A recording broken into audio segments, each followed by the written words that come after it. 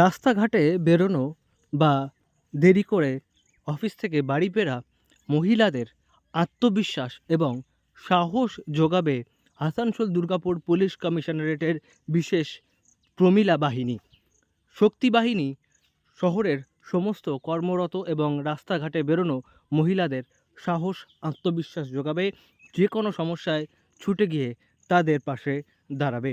নারী নিরাপত্তায় কোনো প্রশ্ন থাকলে, কোনো সুরক্ষার অভাব বোধ করলে পুলিশকে জানাতে 100 ডায়ালের পরামর্শও দেওয়া এটা হয়েছে। আমাদের আজকে ড্রাইভ নেই, এটা আমাদের একটা তিনটা নতুন টিম হয়েছে এই দুর্গাপুর ডিভিশনে, যেটা এসিপি জোন ওয়াইজ ভাগ করা হয়েছে।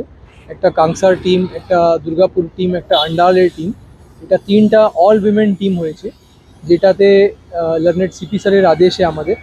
তো এই টিমগুলো যত আমাদের এরিয়া আছে যেখানে মহিলারা কাজ করে সন্ধেবেলা, নাইট টাইমে, তাদের সুরক্ষার জন্য, তাদের একটু কনফিডেন্স বিল্ডিং মেজারের জন্য এই টিমগুলো করা হয়েছে।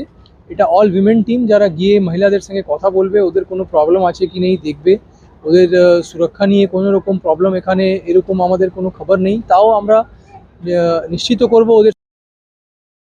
আরজিকর কাণ্ডের পর নারী নিরাপত্তা, নারী সুরক্ষা নিয়ে অনেকেই প্রশ্ন তুলছেন।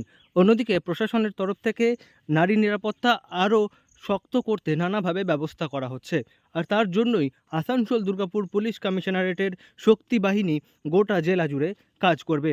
বিভিন্ন এসিপির এলাকার ভিত্তিতে শক্তি বাহিনী তৈরি করা হয়েছে, যেখানে সমস্ত পুলিশ মহিলা কর্মীরা থাকবেন এবং তারা মেয়েদের নিরাপত্তা সুনিশ্চিত করবেন এবং সমস্ত মানুষজন অর্থাৎ মহিলাদের সঙ্গে কথা বলবেন, सर वो তাদের पूछ সাহস रहे দেবেন। थे कि आपको कोई ईव टीजिंग प्रॉब्लम हुआ है या कभी डर लगा है घर जाते हुए, या यहाँ पे इस सोसाइटी में कभी डर लगा है, तो ऐसा कुछ।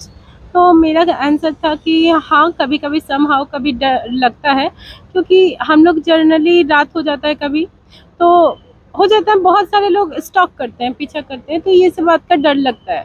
तो सर पूछे कि तो आपने कभी 100 डायल किया है? तो हम बोले कि हाँ। हम तो बोले नहीं, बट मेरे जो साथ हैं उन्होंने बोला कि हम लोगों ने 100 डायल की।